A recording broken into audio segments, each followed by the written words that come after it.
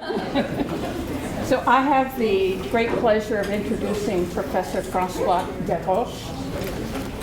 Professor Deroche enjoys an appointment as the first holder of the chair in the history of the Quran at the Collège de France. Not surprisingly, given the great distinction of being named to a professorship at the Collège de France, Professor Deroche has arrived at this position through an exceptionally brilliant career. This began with his studies of classics and Egyptology at the École Normale Supérieure and included a residency at the Bibliothèque Nationale de France, studying and cataloging the Quranic manuscripts in that collection. Professor Deroche began his teaching career in Istanbul and then in Geneva. I think that's correct? Never rely entirely on the internet. Before being called in 1990 to what we would call a professorship in the Department of Antiquities and Arabic Codicology at the École Pratique des Hautes Études. In 2011, Professor Deroche was elected to the Institut de France. He is renowned both as a teacher of codicology and paleography and as the author of standard work on Arabic codicology, as well as other important works on the history of writing in the Islamic world and on the history of the Quran. So please join me in welcoming Professor Deroche.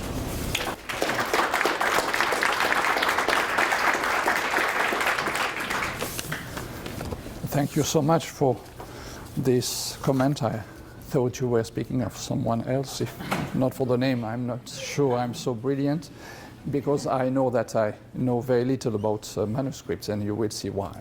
I would like to thank you for inviting me for this seminar, which I find quite exciting. And so thank you for the welcome in Iowa City. It was a surprise to me to discover this part of America, which I didn't know. I'm in a very awkward position, because after looking at a place with almost a microscope, I will invite you to see from the galaxy a part of the world where manuscripts were produced. We were focusing on a point on this map, and as you see, the green area covers roughly, it's not exact, it's just to show the dimension of the field I will be speaking about on a map. Of course, some of these places were just for a time a place where manuscripts were produced, but still they are on this map. Then there is a big issue, and it will come again and again in my talk, how to code that.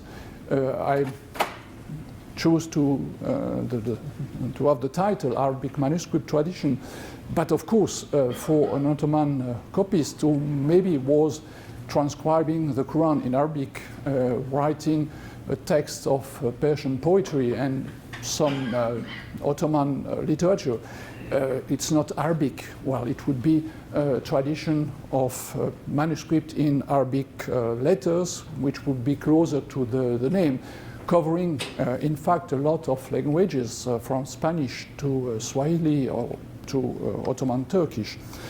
So it's difficult to be sure that the codicology is really Arabic. It may be a little bit wider than the title might suggest. The area covered is enormous, and the time span also is quite important, because the first manuscripts date to the second half of the 7th century, and we still have a manuscript produced today, because the printing press only became important at a late date. We have a lot of material from the 18th and 19th centuries, which are manuscripts, of course, and are important, even if today we tend to look at them in a irrespectful way, because they're recent and so not so important as the early one. But we should also take this production into account. So chronology and geography make that we are speaking of a corpus of manuscripts which is simply enormous. So we are in the millions of items, which means that nobody can cover completely this field. To take an example, only 3 years ago I discovered that there was a specific binding for Filipino Arabic manuscripts. And I suppose that, and this is also enthralling, going in any library with a collection of manuscripts in Arabic script, you may discover new things, and it happens all the time. So this means that I will not be able to deal with every detail. I will simply give the broad lines. And this is also the consequence of a situation which is really quite worrying, that catalogues of Arabic manuscripts are simply bad. Very often the information is only restricted to the title of the work, the name of the author, the number of folios, and perhaps the date. And it's enough to read the introduction to the catalogue of the Princeton collection of manuscripts to discover that there is a tendency to consider that the materiality of the book is of no relevance. Actually, the words of the catalogue are of no importance to the leather of the binding is red or brown to know what is the text. And it's true, but of course, a lot of information is missing, which means that in many instances, when you want to be sure of what is in a specific manuscript, you have to buy a ticket and go there to see the manuscript. It's nice if you like traveling, but of course you cannot afford to do that very often.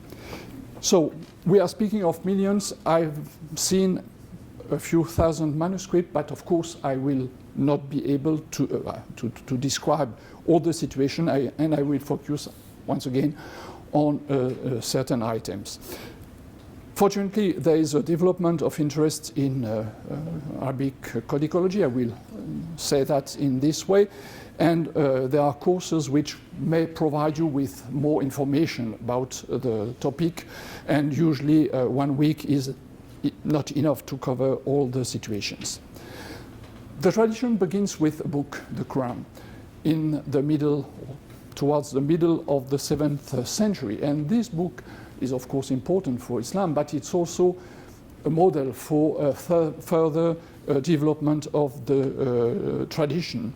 Actually, some of the features which appear on this manuscript, which was probably transcribed during the third quarter of the 7th century, were repeated all over the time, even if at some moment for the Quran there was a switch to the oblong format for a few centuries, 3 actually, but basically the page setting with the long lines never changed, and it will remain over and over during the centuries, even if sometimes, as we will see later, there are some apparent exceptions to this rule.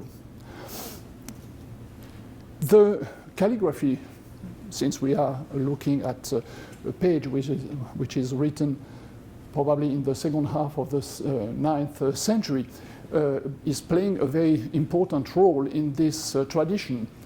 And this situation led, and I will not deal with this longly because it's too complicated, but this situation led to a situation where a confusion between calligraphy and paleography undermined the study of the script. People tend to mix things and to actually not to have any tool to analyze properly the script.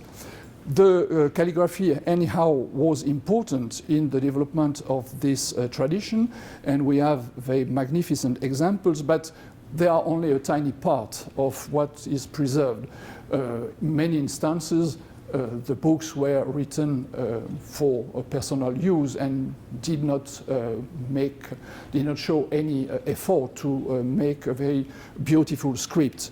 Even in the case of professional copists, we do not always have very nicely written books. So calligraphy is only a part of the picture, but it's not covering all the situation.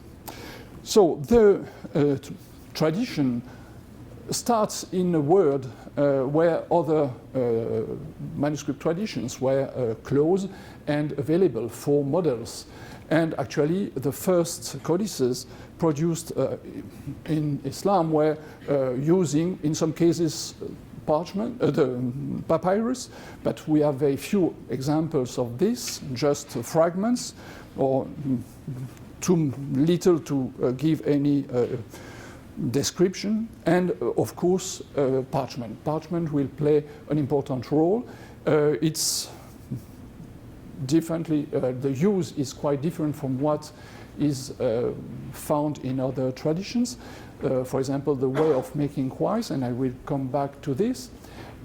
Parchment was used for a longer time in the western part of the Islamic world, that is to say North Africa and southern Spain, Islamic Spain, until the 13th or even 14th century. But in the Middle East, the use of parchment stopped roughly in the 10th century.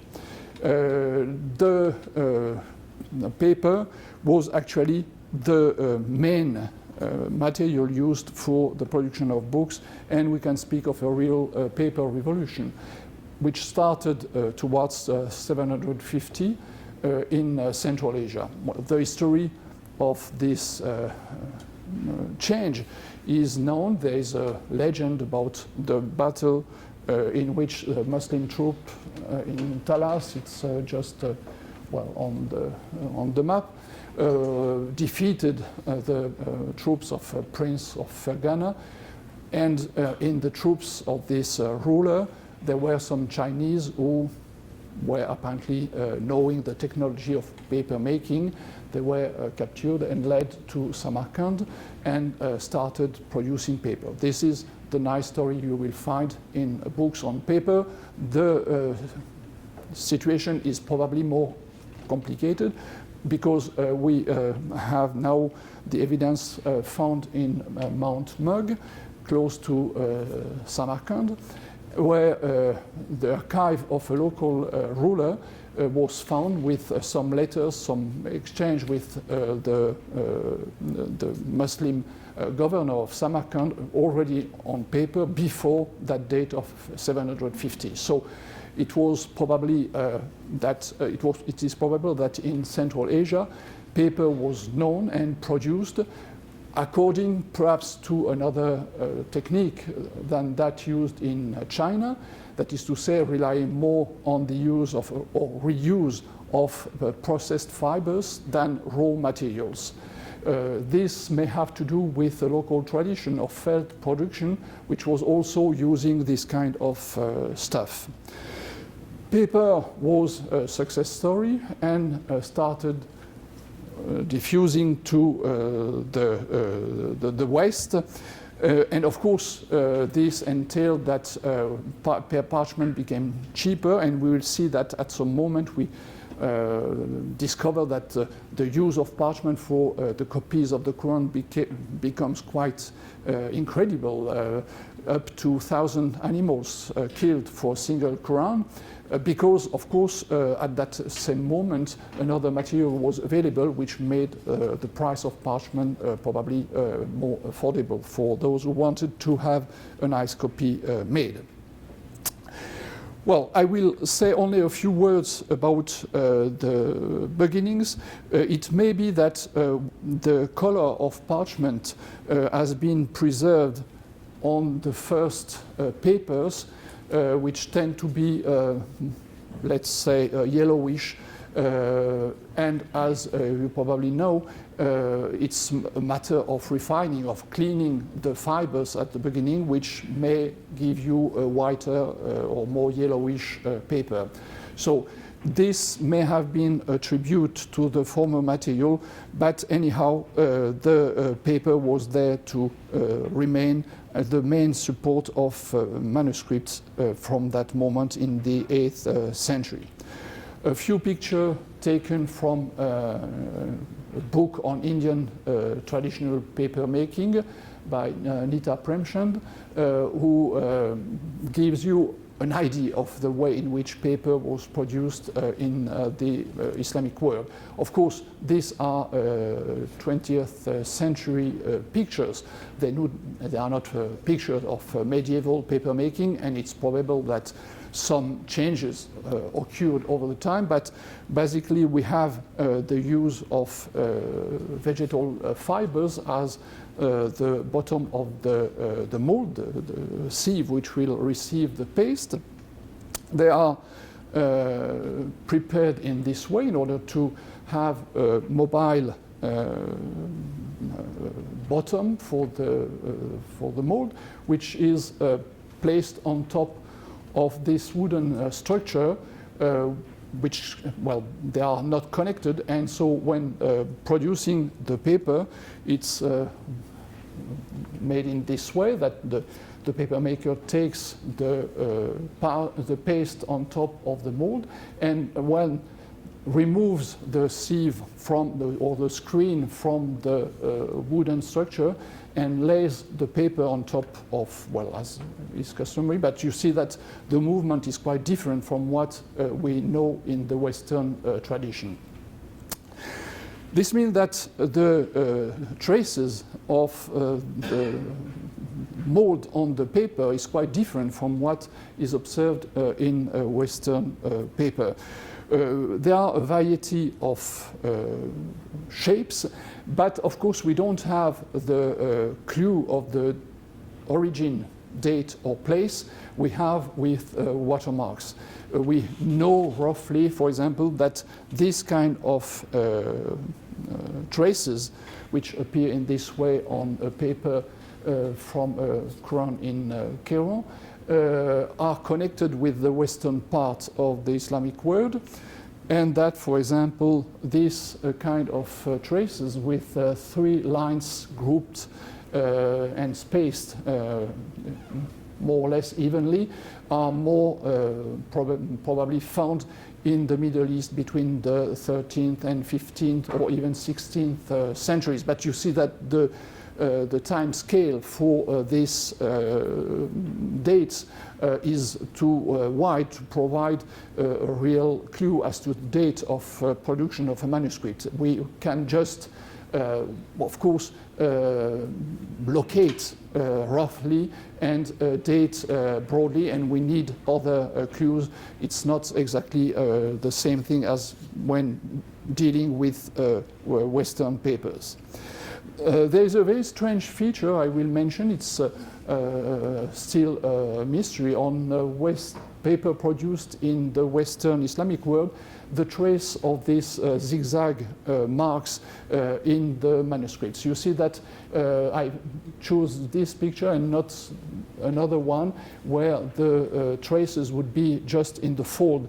It's usually thought that while it's connected with the folding of the sheets, but I found many examples of these zigzag in the upper or lower margin of the sheet, which means that it was for another purpose, or that the sheets were cut in a way which was not connected with this. Of course, these things may seem anecdotal, but we have to collect this information because we are building databases about Oriental paper. I call them Oriental paper. Once again, we find this problem of naming these things. It's not Oriental because this paper was probably produced in Morocco. So, but it's not Islamic because we know that it was not connected with only with Muslim paper makers. So you see that we have always this problem of finding a name for this production. Anyhow, we have to collect that in order to start having more precise data about the dates and places of production. In this case, we would actually need to know more about the production of the paste. identify the materials used. We know that usually it's old rugs turned into a paste, but it would be also interesting to work on the pollens which are captured into the paste in order to identify an area where the paper was produced. But of course, this entails a lot of investment in research and, of course, the possibility to examine the papers in this way. Anyhow, the paper produced in the Islamic world was probably produced by small quantities, and so it may have been more expensive at that time than European paper, because we see that from the end of the 13th century, Western paper is imported in North Africa and start to replace locally produced paper. This happens a little bit later. There is a date for the 14th century for manuscript written in Crimea, which is the oldest example of a Western paper used for an Islamic manuscript. But I suspect that it's not completely sure, because it's Crimea is a place where there's a Genovese post where they were trading, and so it may have been paper borrowed from local Italians and used for a manuscript which is not clearly Islamic. Anyhow, slowly in the western part of the Islamic world, papers are imported from Europe and used massively. Actually, you probably know this fatwa allowing for the use of Western paper, even if the watermarks were showing crosses, angels, or animals. It was stated that since there was Arabic script on top of it, it was like converting a church into a mosque, and also it was perfectly suitable for the copy of any book in Arabic. But, for example, in Istanbul, slightly later in the 16th century, there was a fatwa again, but not a Maliki fatwa, a Hanafi fatwa, stating that it was perfect to use your Western paper for poetry, history, but Hadith and Quran should be written on traditional paper. So you see that this was also to do with what was available, because traditional papers were produced over a longer period in the Ottoman Empire than in North Africa. And actually, Western paper makers caught the message, and we see this kind of Venetian paper in the 17th century with the tre lune, the three crescents, that were produced at the beginning in Venice and exported towards the Ottoman Empire. And they were not problematic because, of course, the moon is something perfectly in accordance to Muslim tastes. And actually, it was imitated locally, and we have a lot of papers with the tre lune. There is one in the collection of this university showing the success story. Well, it's like the Vuitton bags today, imitated everywhere. So the tre lune were imitated even in the Ottoman Empire, in Egypt, for example. And we have a variety of them. Unfortunately, we don't have the equivalent of briquet for the watermarks, and we would like to have this in order to date more precisely these papers.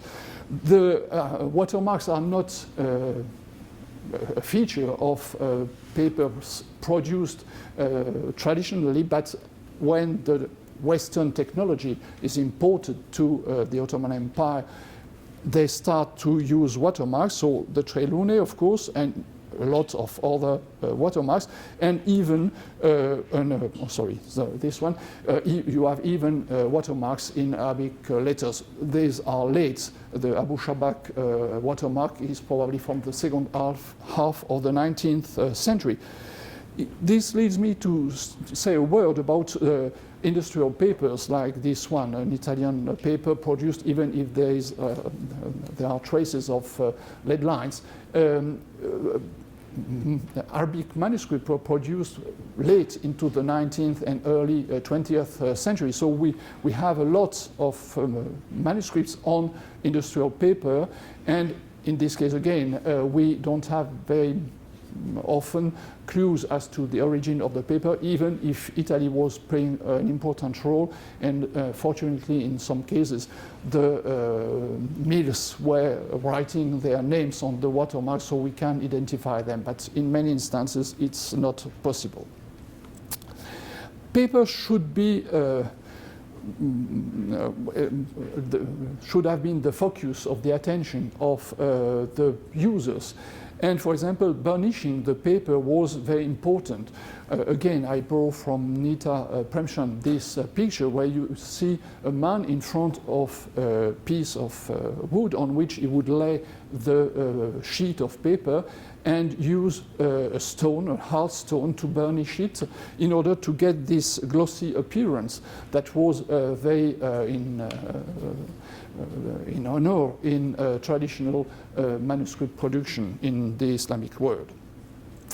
And generally, I will say that papers were important for the aesthetics of the book. Even very simple books, tainted papers are very common in ordinary books, and they are mixed with normal papers, and we'll see that this has to do also with the quiet production. Decorated papers are also used in this way. That is to say, you have the margins with one paper and the part with the text in another paper, and when you look with a light from behind, you see that the lead lines are not in the same direction because they were from two different sheets. This may have been only for the pleasure of having a book, a nice looking book. It may also be the consequence of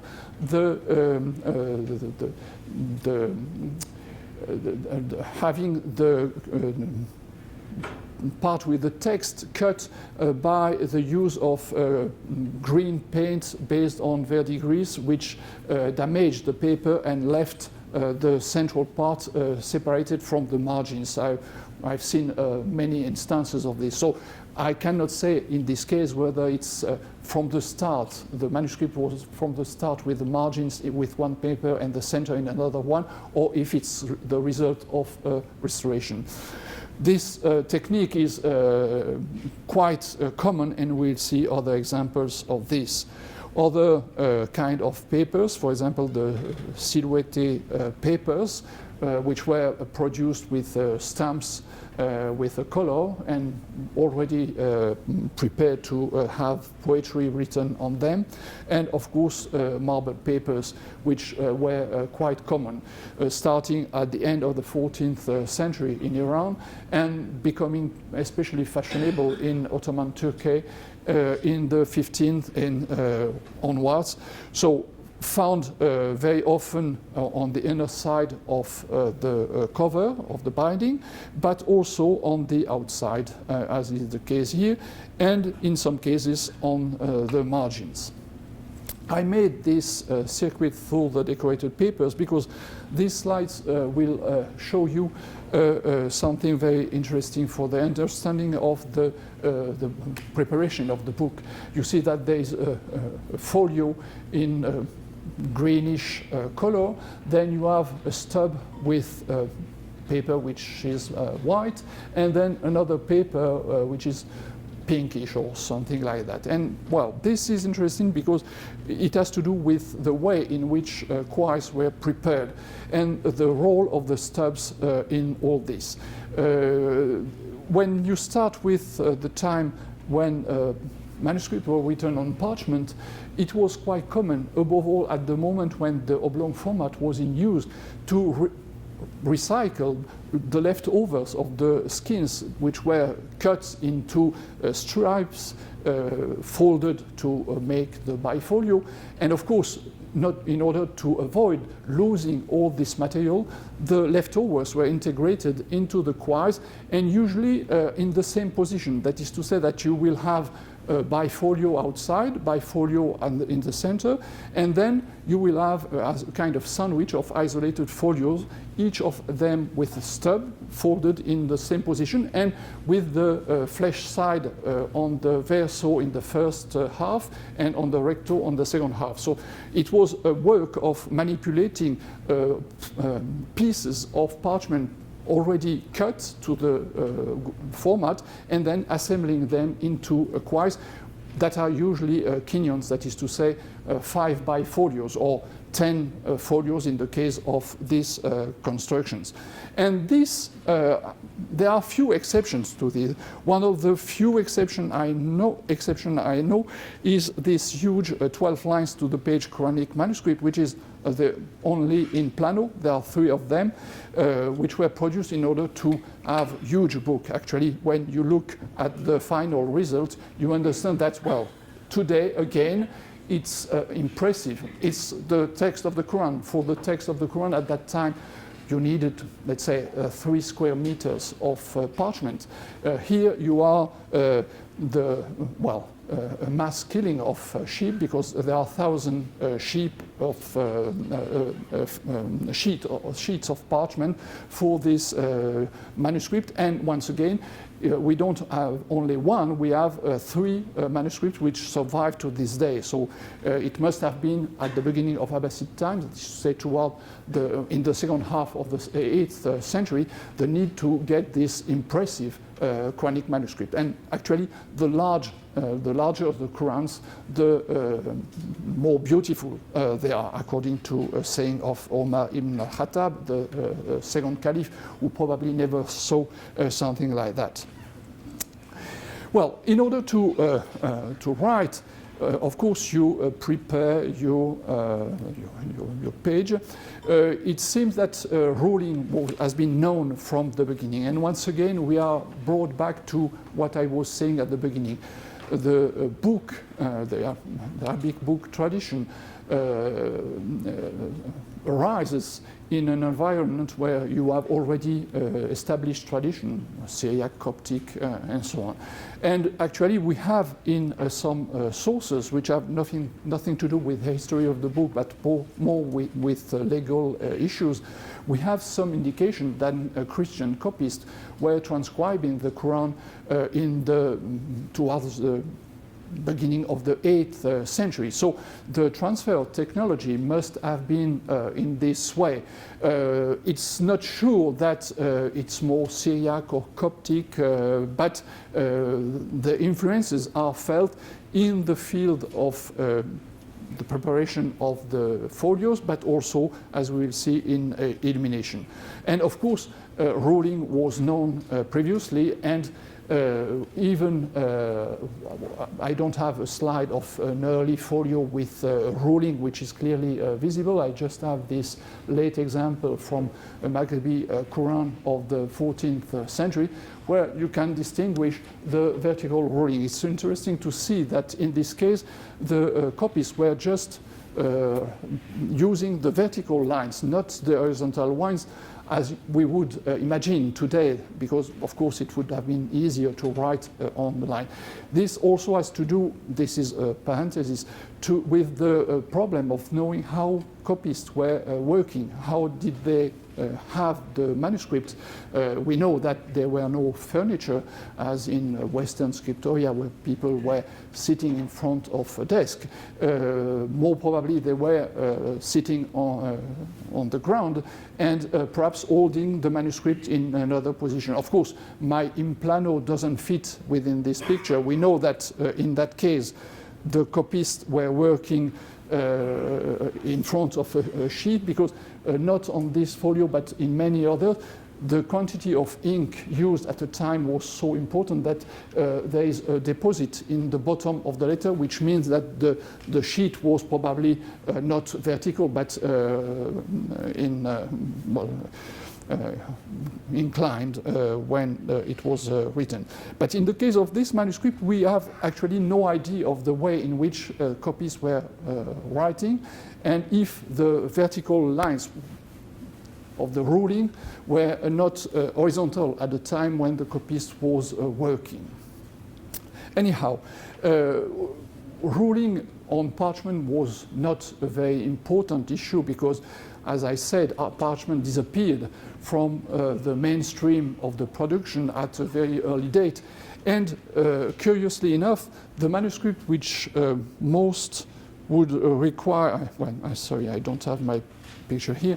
You remember this oblong manuscript, magnificent. We don't have any trace of ruling for these scripts which were just impossible to write without any line to guide. So we have to think that they perhaps were using something which was behind the parchment in order to be able, because when you work on one of these manuscripts and you make the measurements of the bottom of the first and last lines, you find that the difference is about 1 or 2 millimeters from one folio to the next one in the whole manuscript. So they were obviously using something, and an ultraviolet examination of the sheets showed that there was no erasure of, let's say, pencil ruling. So there are still some areas of mystery in the preparation of folios of parchment.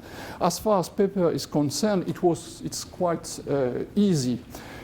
In some cases, of course, when the lead lines are horizontal, it seems that copists were able to use them as a guide for the writing. But usually they were using the tool which leaves these lines on the paper, that is to say the mistara. It's a very simple tool. You can do that in a few minutes. It's a piece of cardboard with some threads, horizontal and vertical, indicating the horizontal and vertical lines of for the script. It works this way. You put the piece of paper on top of the mistara, and then you rub with your finger, and that's ready for use. It's quite convenient because with parchment you have to make calculations every time before doing the ruling. Here you have the same tool which is serving for the same manuscript, and we have evidence from Ottoman times that they were using the same tools for various manuscripts. The copies prepared the ruling, and then, well, until it was working, it remained in use. Actually, if you go to the Süleymaniye in Istanbul, there is a small museum, and they still have a few examples of these mistaras from some calligraphers of the 19th century. Sorry, I mixed my picture. This was the one I was alluding to, well, the fact that there is no trace of ruling on that folio or any of the folio of this manuscript or these manuscripts of the 9th century, but obviously there was a guide. As I said at the beginning, the tradition of the long lines remained in use over the centuries. And we don't have exceptions. There are variations, but the texts are always written in this way. Here is an example from Morocco in the 16th century. Another Maghribi example here to show variation in the size of the letters, but basically the disposition of the script remains the same, even if here we are dealing with verses which should be separated slightly in order to show the two hemistichs of the verse.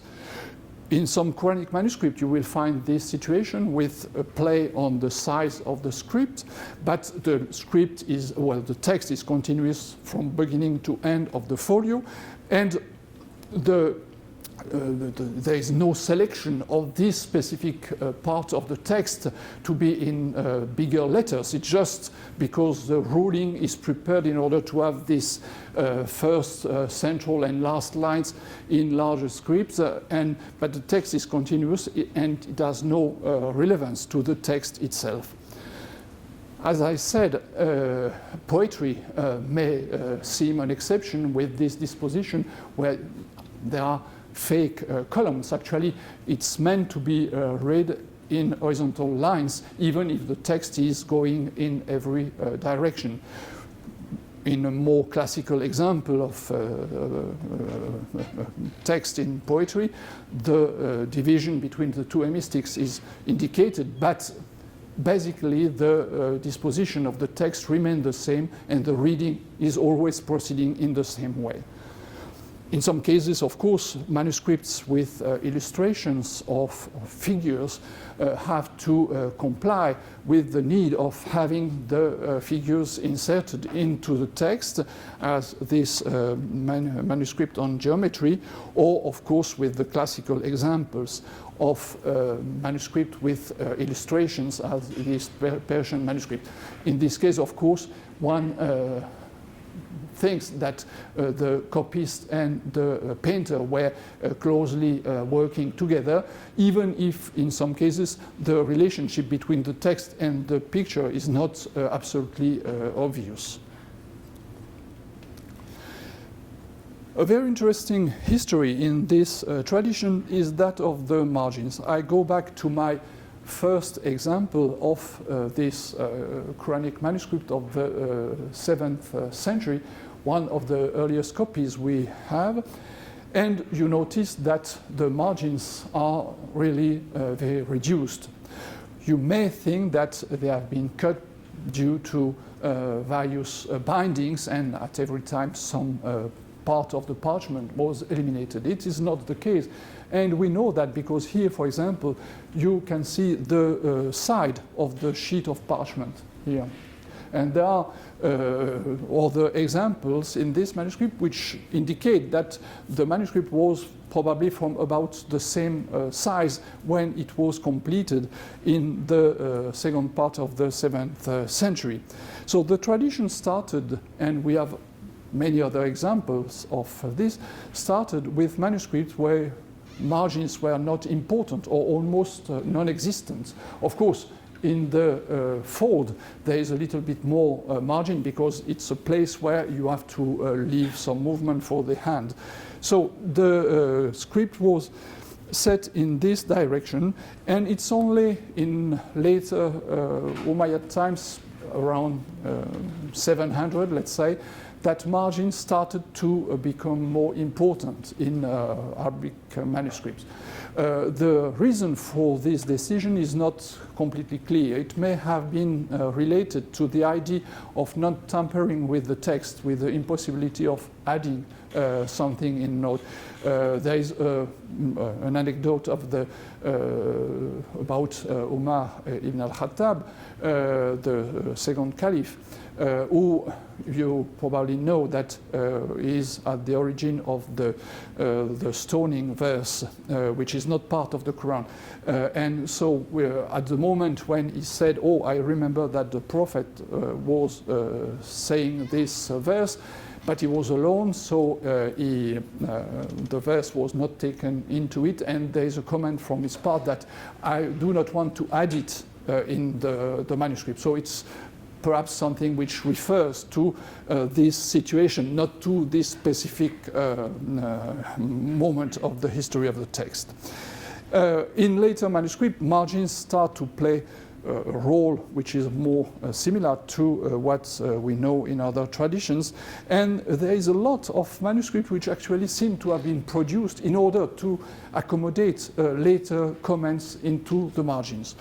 Two situations developed. I suppose that this was a production for the students who wanted to have a text and then to add their own notes.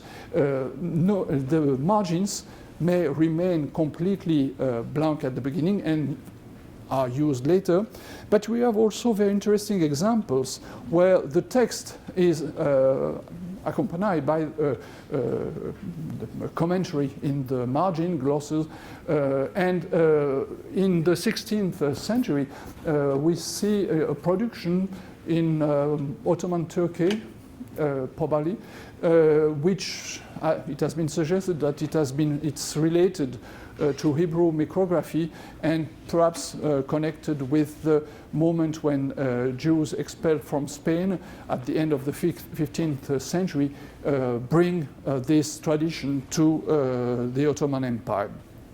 In some cases, well, if this is the Quran, we have in the margins the commentary of the Quran, and in this case, from the start, the Misra is made in such a way that you have the two rulings made at the same time, and the copyist only has to write the Quranic text, then a translation here, and then the tafsir, the commentary in the margins.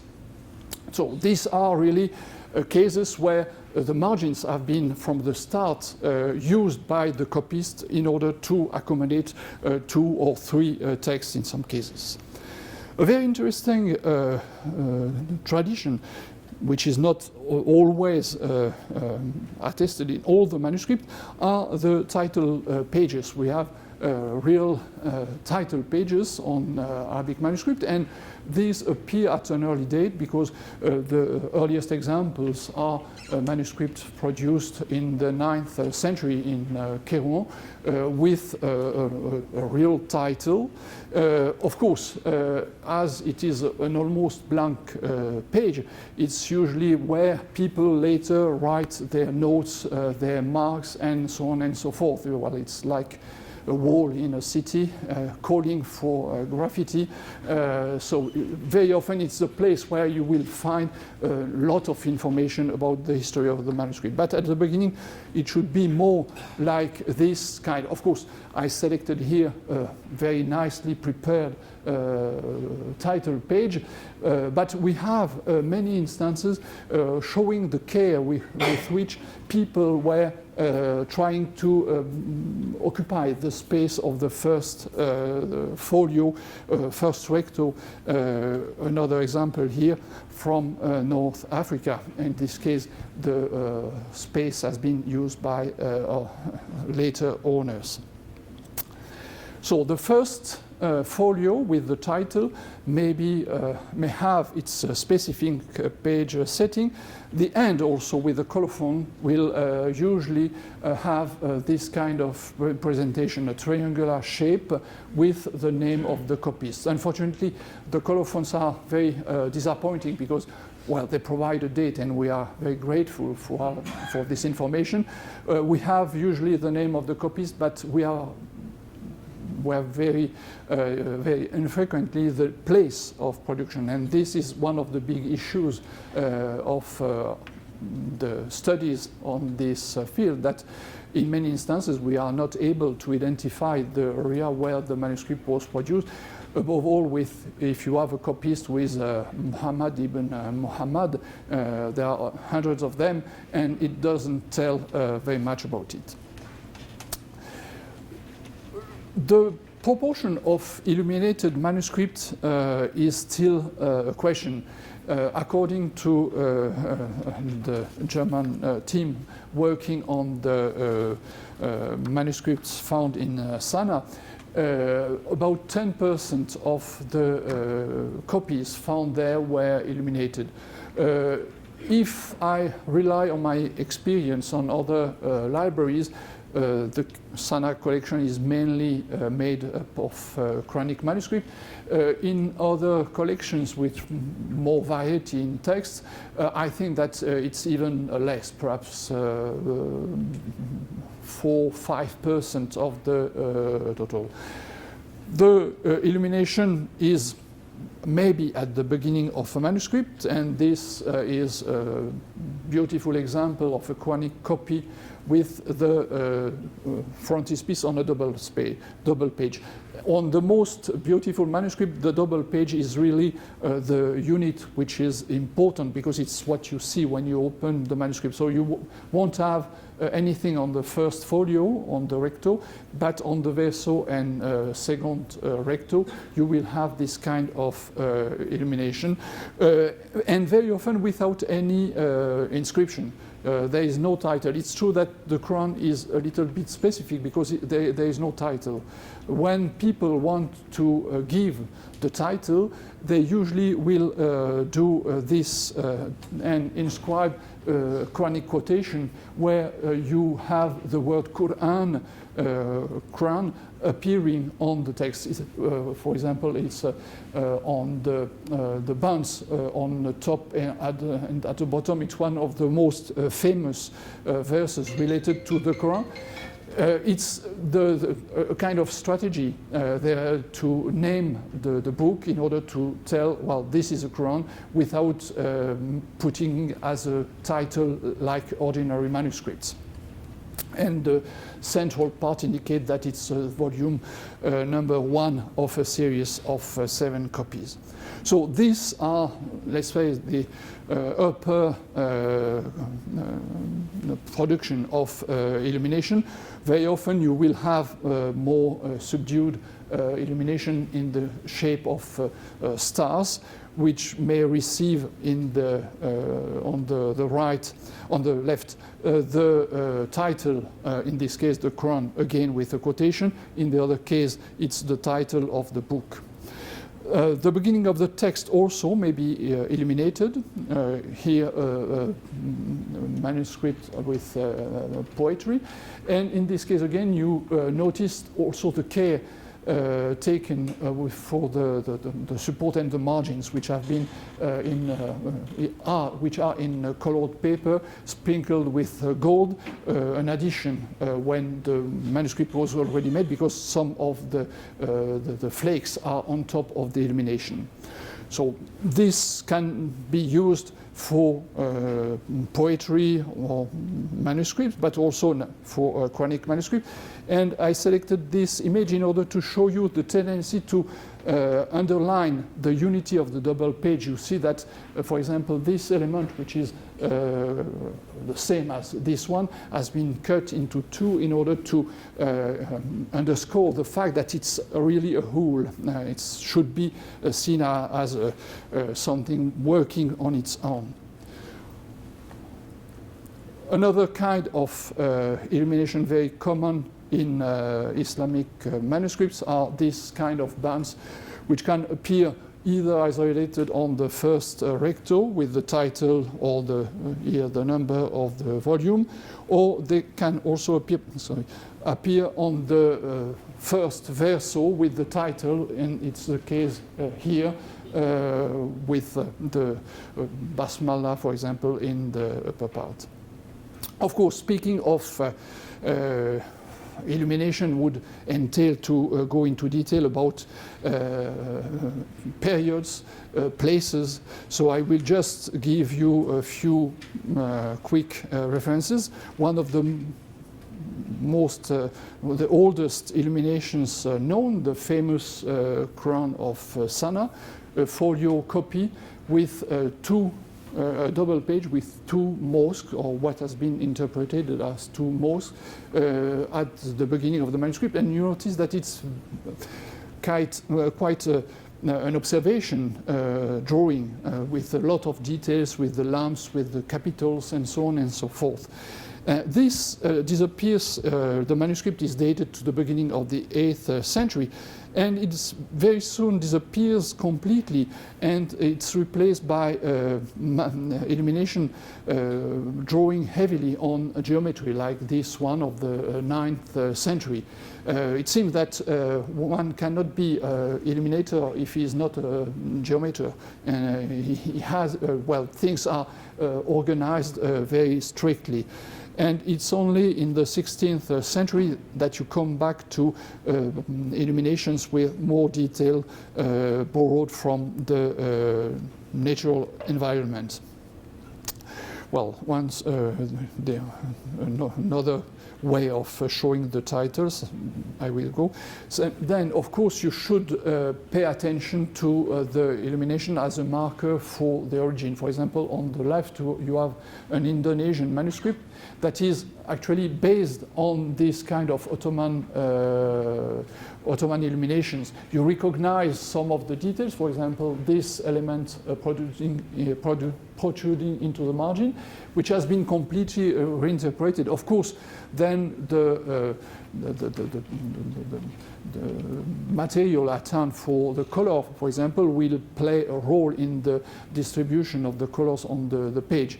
So this is something which is still under investigated. We have, of course, in this case, a very clear idea about the origin.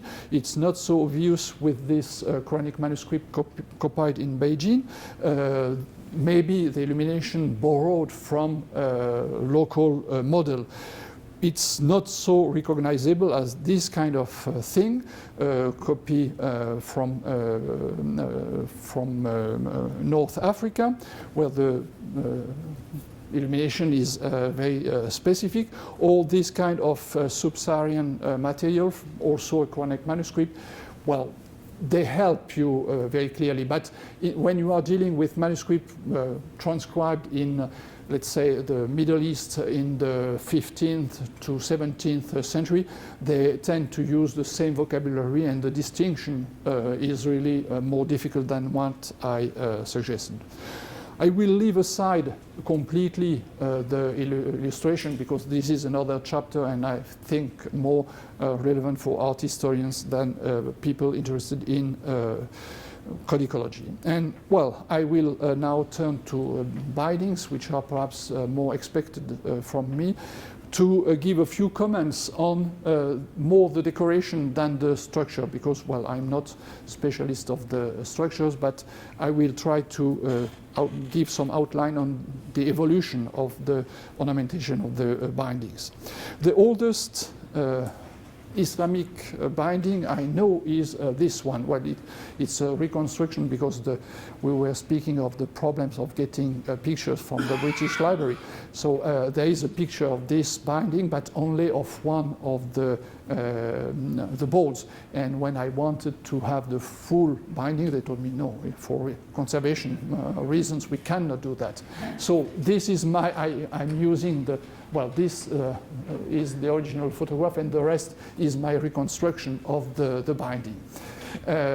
It's very interesting because it's a codex, but it's not a literary codex. It's a documentary codex from the years 720. It's a tax ledger, which is clearly dated. It has been completely dismounted because the boards were with papyrus. And so the people at the British Library thought, and I'm sorry to say that in front of papyrologists, they wanted to know whether among the papyrus there was some interesting stuff. The tax ledger being Umayyad being, of course, not interesting. And so we don't know how it was connected to the codex. We only have this, which shows that at the beginning of the 8th century, people were using this kind of binding, which I call type 2, as we will see later. That is to say, with this, the envelope flap and the flap. But strangely enough, we have a kind of interlude with another kind of binding. 2 slides to show you the continuity in the way in which manuscripts were sewn. This is a 9th century manuscript with, you see, the sewing indicated by the arrows. Here it's a 16th century manuscript, and the situation is the same. There are some cases where things are not like that, but there is a continuity in the way of preparing the sewing, which is quite amazing. Then, of course, some problems in keeping the folios in the right order. Various solutions have been devised in this tradition. Well, the easiest one is the number of the quire indicated on the upper corner. Then, of course, the catchwords, but they are not always in use. And also a very strange feature, binders were keen on indicating the center of the quire with a specific sign you will find on many manuscripts. Of course, it's not conspicuous because it's sometimes a dot, sometimes just a stroke. So you may pass it as something accidental, but it's quite precisely done in order to indicate the central fold of the quire. Now, as I said, there is a kind of parenthesis in the history of Islamic bindings with this kind of bindings, which are clearly Quranic bindings. They are not used for anything else, and they are the almost only instance of wood being used for the boards of binding. They are meant actually to be like a box. That is to say that here it has disappeared as almost in all the cases, except the binding which is in the exhibition in Washington with the material from the Museum of Islamic Arts in Istanbul, number 43, which is actually restored in Mamluk times, but you have the sides which are still present. But when the binding was closed, it was completely closed. That is to say, it was protected from the outside by this wall with leather, from leather on three outer sides, and the binding could be closed with this peg protruding from the upper board. The tools, and this is also something which is very constant in the time when bindings were decorated with small tools. The binders had only a handful of tools. They didn't have a lot of shapes. They were just organizing them in a very specific way. For example, these bindings are like this one, are prepared with this tool which helps producing this kind of design. Then they had perhaps one dot, and another three tools were enough to prepare this kind of binding. So you can understand why the geographer Muqaddasi was also a binder and was traveling with his tools and was able to do his job in any place where he would come. The back of these bindings is very often decorated, which is something specific of this period, because later on it almost disappears completely. And well, the inner side was at the beginning lined with leather like this, and you see here the remnants of the outer wall, which was this is the lower board, and the wall was glued on the board and was perpendicular to the board in order to cover the side of the book. But very often these bindings look like that because they apparently broke very early on and were restored in this way with pieces of Quranic manuscript on parchment cut in order to be inserted before the first and the last quires in order to give a new hinge to the binding. A specific technique of that time is this kind of binding with the decoration which is coming out. Here you have on the board, the binder would put some threads glued onto the board and then put the leather on top of it, and then the leather being slightly humid when it was adjusted, it would retract, and the binder would pass a tool on the side of the thread in order to have the decoration raising. Usually the decoration is very simple like that one, but we have one case where it's really more elaborated and more complex. But the most common binding is clearly the type 2, that is to say the binding with a flap and the envelope flap, with the boards being flush with the block of the quires. That is also very typical of this production because books were stored flat and not vertical. Hinges are still problematic at that time. Very often the part has been repaired at least one time, and it's very common to find this situation where the board and between the board and the quoins there is a gap because some element has been taken away. It's not a matter of being more or stronger or not that Western binding. It's just working in another way, and people were just used to repairing the hinges when needed. The decoration, and I will comment that a little, starts with this kind of decoration taken over from the older tradition we have seen with the Quranic bindings of the 9th century. Here it's slightly later 11th century binding, but basically the design is the one you find on this early binding.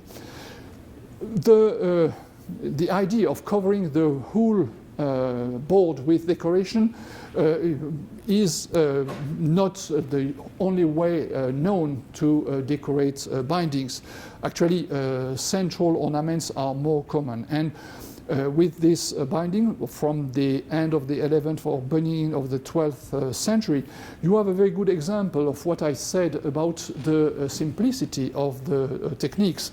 If you look at the central ornament, you can see that it's just a matter of combining a few tools in a very intricate way. Even the preparation is almost nothing, just indicating the center of the binding in order to organize the circle around it.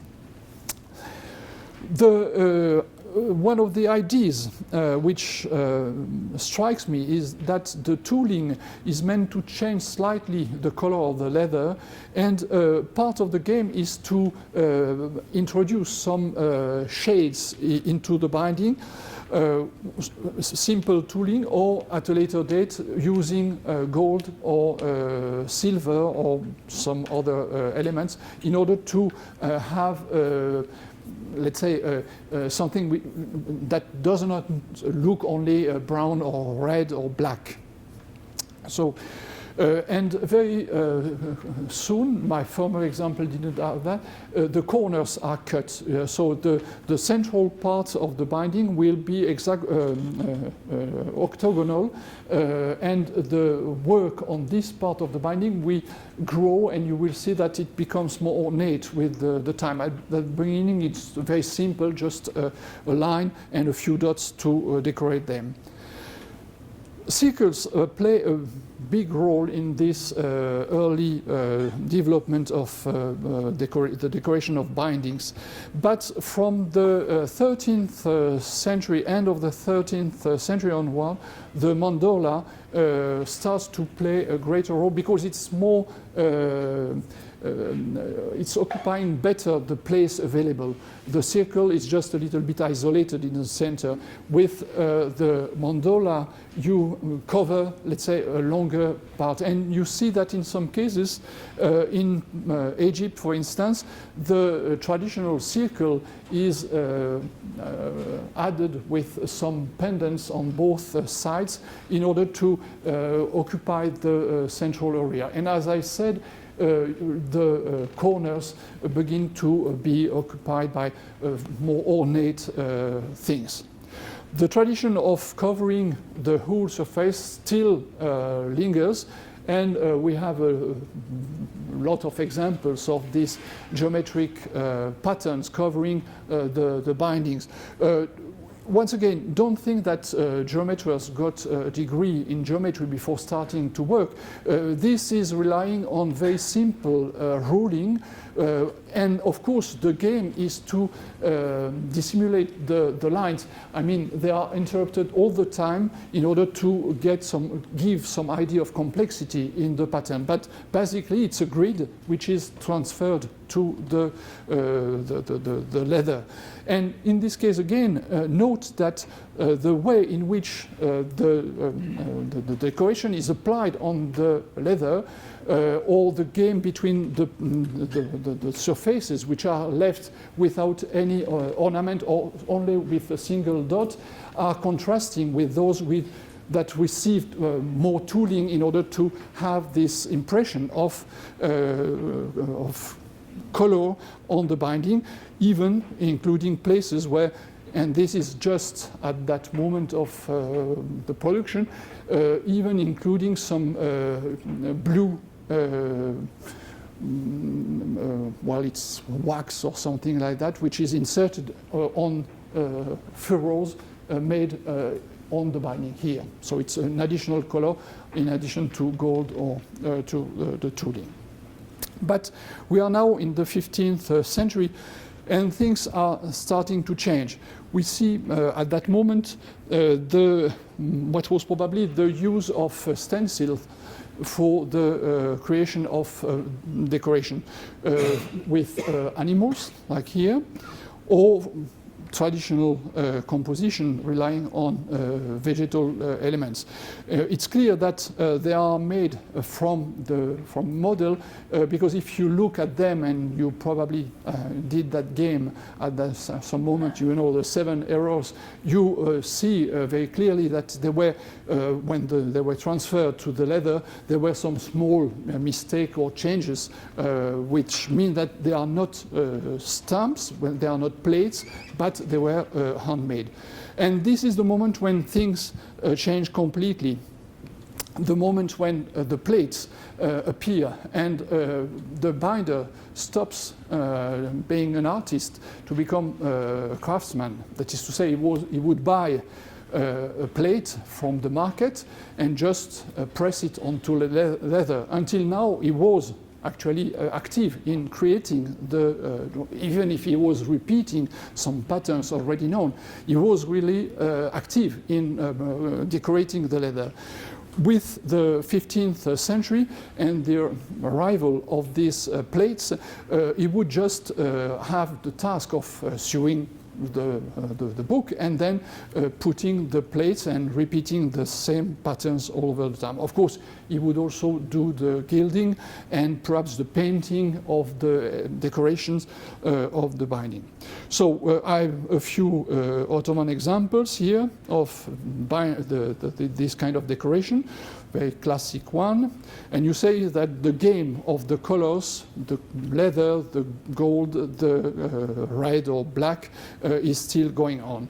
They are also playing with the 3 dimensions in the case of these bindings with boards which were prepared in order to have various levels and to create a 3-dimensional impression with the central or central ornament or the corners sunk and the leather at a higher level. The complexity of this period has more to do with the variety of materials combined. For example, 2 leathers or paper and leather together, gold, painting, and so on. And there is a tendency also to go for, let's say, standard formats with these big plates, which imply that the binding had to be, well, the manuscript had to be of the size of the binding, because, of course, the text couldn't be cut. You have to have the book of the precise size. If not, you have these kind of situations of bindings which were made with a plate which cover half of this area. But of course, the binder was left with this without anything. So he had these extra tools in order to fill this space, which would have been ugly if undecorated. I've been speaking mainly about leather bindings, but of course we should mention the fact that textiles were used for the bindings, usually in combination with leather for the parts which were less or more exposed to wear and tear. I already mentioned marble paper. I should also mention painting, and so here again, an artist was decorating the binding, but it was not a binder, it was a painter. The binder, once again, was only the man who put that together. A Persian example, an Ottoman example of this. Arriving to the end, I'm looking at the clock, and so I was mainly interested until now with the, let's say, materiality of the book and the way in which books were prepared. Then, of course, we should think of the life, the afterlife of these books, which were meant in the end to last for a very long time. So a few words about the way in which they were used, with a lot of tools for circulation, like these indices at the beginning of a book, a Maghrebi copy, with you have here the table of contents with the number of the text in Rumi and Farsi numbers. This very classical situation of people using the margins. You remember my slide with the margins which were empty, so they were meant to receive notes, and this happened here. And well, once again, it's one of my favorite slides. These kind of situations, which are perfectly controlled. Don't think that it's made haphazardly. Actually, the notes relate to a specific word on the main text. The first pages are often a place for some treasure, because these are the places where you find information about the history of the book, the circulation, the prices. We know very little about the price of a book in the Islamic world.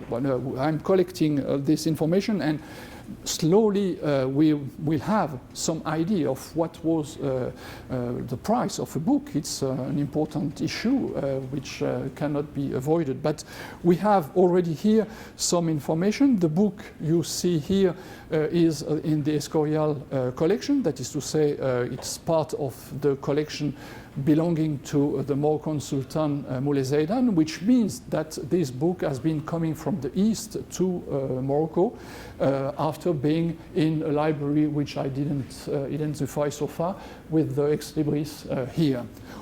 It's important for the history of reading, the transfer of knowledge implied by the movement of the books, and of course for the history of the education, with this page at the beginning of the two letters at the end of one of the classic texts of Arabic literature, the Maqamat of Hariri, with two certificates of transmission of the text. And it's fascinating because this transmission is oral, but in the end, when it comes to having a trace of this, people use the books to write them on. So it's a game between the book and the written tradition, which is here appearing on this manuscript. On a slighter, lighter note, well, also how to find a place in a manuscript. So various devices like these threads, or in the library of the Moulay Zaidan, apparently they were very keen on this kind of wonderful book marks, identifying the beginning of each chapter. Books were also carried, and we have this kind of pouch in which the manuscript was put in order to be carried around. And they were kept very often, well, in libraries, on shelves, but sometimes in boxes. And we have a tradition of boxes until this Meridid box, which is nowadays in Jerusalem, and was a kind of what it looks like a suitcase to carry on with your copy of the Quran, because actually what was inside was a copy of the Quran. Well, with this, I'm not leaving you with my suitcase. I will just stop here for this presentation. I'm sorry that it was a little bit going at 1,000 miles an hour over a few centuries of Islamic manuscript tradition, but I hope at least that I was able to show you. Thank you.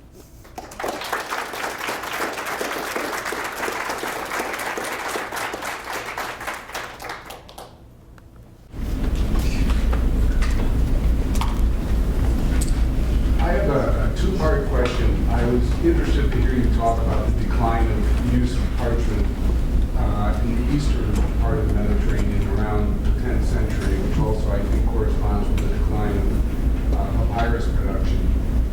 Do we also also see a great upsurge in quantity of manuscripts that were produced with the arrival of paper? Well, it's not, I made a survey of 9th century manuscripts, so it's not fortunate because just the moment before. We don't have a survey of the 10th century manuscript, but what we know very clearly from the history of Arabic literature, that there is an explosion in the 9th century, which is clearly related to the fact that people could write and copy books, and then the parchment disappears because it's too expensive. The differential, we don't have any idea about the difference of price, but it must have been quite effective because it's in the East. It's for example in Iran, I only know one manuscript on parchment which survived from the early period. Paper, is almost the only thing they know, and it's impressively present. Thank you. My other related question is, we see this influx of paper making around the year 700 or 800, which is curious to me because it's about the same time that paper making appears to move south and eastward from China into the Korean Peninsula and into Japan. Do you have any thoughts as to why that's happening roughly at the same time? No, absolutely no idea. For me, the paper making was present in Central Asia probably slightly before. How long remains open to debate. But I wouldn't explain the simultaneity.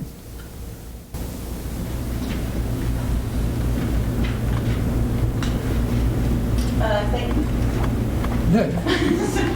Thank you. This was very fascinating, and I was especially struck by what to me seems like a continuity in these leather book bindings with book bindings from late antiquity.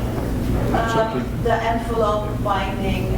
So I was wondering if you have any idea, like if there's specific influences from specific regions.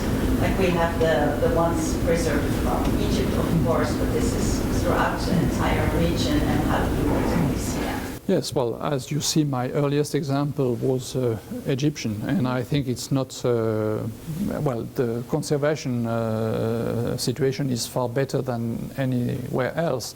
But I'm very careful about the origin of Bert van Regemorter was very keen on saying, well, everything comes from Egypt. It's nice, but my opinion is that Egypt was more backwater than mainstream. I'm sorry, because it's it's not politically correct for papyrologists. But no, it's Alexandria was certainly important, but I'm not sure. But everything is opinion. So you were showing something about the argumentum a silentio. This is especially in the case for, and this is a very troubling issue of the origin of this. What I can say is that, for a later date, we have this kind of bindings present at the same moment. But of course, we cannot, and I will not say that the Arabs were the vector for the propagation of these bindings. I think that it was present. Actually, I didn't mention that, but on some early bindings, we have few of them. There is at the tip of the pentagonal flap the trace of how do you say, a thong, leather strap. Yes. So it means that this may have been surviving more than is usually thought, because it seems that we tend to think that it disappeared with what Nagamadi are. For example, the Umayyad binding I was showing as a flap, but without any trace of something to maintain the thing. But I have found a few bindings where you have really the trace of that. So this thread and this, I'm speaking of bindings which may originate from Iran. But once again, the relationship between a book and the binding is a complicated one. Yes? I don't know about binding theory, it's a very stupid question, but I assume that over a lifetime of codex, the codex is being rewound at least once or twice or several times. How do you date a binding? Well, my remark, a binding is problematic because it's you never know what happens because it can be damaged very quickly. It can last for very long. For example, in the historical collection, we have a few cases of bindings which probably date back to the 13th century, and they are in the collection of Moulay Zaidan of the beginning of the 17th century, next to another manuscript with the same date with a brand new binding. So this is, well, you know, when you are working with manuscripts, you have to deal with what I call la petite histoire des manuscrits, the small history of manuscript, which remains completely unknown to us. In some cases, you have a note which gives you a name, but we don't have cases like this Latin manuscript of the 14th century, you know, something which is in the Bibliothèque Nationale. In the margin, the scribe writes, today I was sick, so I took leave, and today I went to Saint Denis feast, so I didn't work today. So he was really a genius, because the book historian then knows what happened. Most of the time we are just unaware. For example, I leave here the bindings, but we have, for example, a copy of the text with various colophons. And, well, you know, the various babs are more or less of the same length. But why did he write the first one in 2 days and the next one in 1 month? What happened? We don't know that, and for the bindings it's even more problematic, because we are sure that the relationship between the two may reflect a lot of events. We don't know, for example, where the manuscripts were bound. I turn back to the collection of Moulay Zaidan. He was buying books in Istanbul. I have proof of that. But I found some bindings which are Ottoman, looking like Ottoman, but they were made in Morocco. I know that because the binder in Morocco was just starting using the plates, and he didn't know how to use that. He knew, yes, he knew the word, but the Ottoman bindings are their aesthetics. They obey to certain rules, and he didn't know that, so he put the stamp and then decided to put a little bit of gold on top of it. So this is unmistakably a binding made in Morocco on a manuscript which was bought in Istanbul. So it's, you see, there are a lot of situations which we cannot control. So getting back to Egypt, thinking of the monastery of the Syrians and the Wadi Natrun, it's famous, you know, that their library was taken mostly from traveler who went to Mesopotamia and brought books back. And I'm wondering, given the size of the Islamic world, if you have, I know you said that very few colophons actually say where a manuscript was copied, but do you have examples of books from Central Asia that wind up in North Africa? What's the kind of largest distance that you can trace I will turn to the library of Moulay Zaidan. I have books which were prepared in Central Asia, and they traveled all the way to Morocco. So in the Islamic world, of course, you have the Hajj, the pilgrimage, and that is a big moment when people can meet other people. And there are traveling scholars. I found in this same library a manuscript of the beginning of the 14th century, which is quite exceptional because it's, well, the case where the copyist helps you. He's a scholar from Morocco. He prepared a book which he intended to take with him to the Middle East and to Mecca. But he wrote a note saying, well, I started from Meknes, so and so, and then went to Ceuta, and so on and so forth. So in this case, we can follow him, and we can imagine the situation where he was in Damascus and found books which were brought back to Morocco. So we have evidence of these movements, which are predominantly from, so far as I know in this case, from east to west. I have then in Indonesia, you have probably the case of people buying in Mecca books which they carry with them to Indonesia. And the illumination I was showing you is clearly inspired by a model which is Ottoman, even if, once again, the illuminator didn't understand the meaning of the ornament, so he made a rendition of what he thought was this or that. So in this case, we can follow quite accurately the transfer of models from one region to the next one. But in many instances, it's not possible.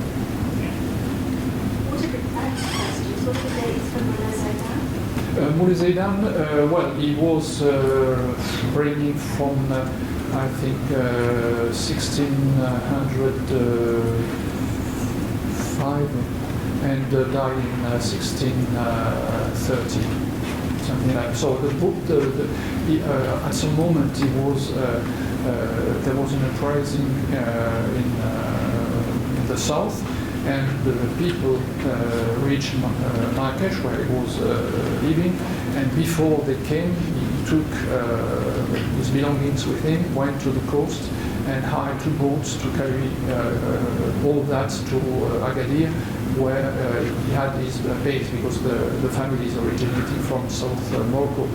So 2 boats, one Dutch and one French. So he was on board of the Dutch boat with his wives and disembarked in Agadir. The books were on the French boat, and the captain wanted to be paid. But of course, Moulay Zaidan had no money. He was just trying to survive. And so after a few days, the French captain decided to sail back to France.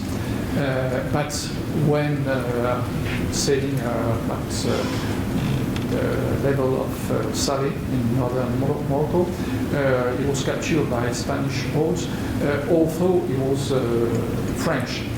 There was no war at that moment between France and Spain, but there was war between Spain and Morocco. We don't know why they took the boats, whether they knew by some spy that there were some goods belonging to the Sultan. Anyhow, they carried the boat to Spain, disembarked the books, and it's fascinating because at that moment in Spain, the possession of a book in Arabic was leading you to nasty moments. But the library of the Sultan was transferred directly to the library of the King of Spain, Philip III, and survived. Well, part of it was destroyed in a fire in 1672, but more or less it's as it was in the early 17th century. My second question. So, with the early Umayyad caliphs, they took on a lot of the behaviors of Byzantine princes, building pleasure palaces and stuff. So, and again, you mentioned Christians working in the Umayyad bureaucracy. So, why don't we see Byzantine style bindings? We don't see Byzantine style, but there is a ground which is scattered between Paris and St. Petersburg, with illuminations that copy the mosaics of the churches of Transjordania. Obviously, the illuminator was quite familiar with, for example, the grapes on the mosaics have always three twigs holding the grapes. You find that on the manuscripts. So it's a minute rendition of iconography, which was quite common in Christian circles, perhaps also Jewish, because we know that some synagogues of Palestine decorated in the same way. So they were drawing from this. But this is like the mosque on the Sana copy. This is a very short moment. With the end of the Umayyad rule, we see a change in the way in which books, Quranic manuscripts are decorated.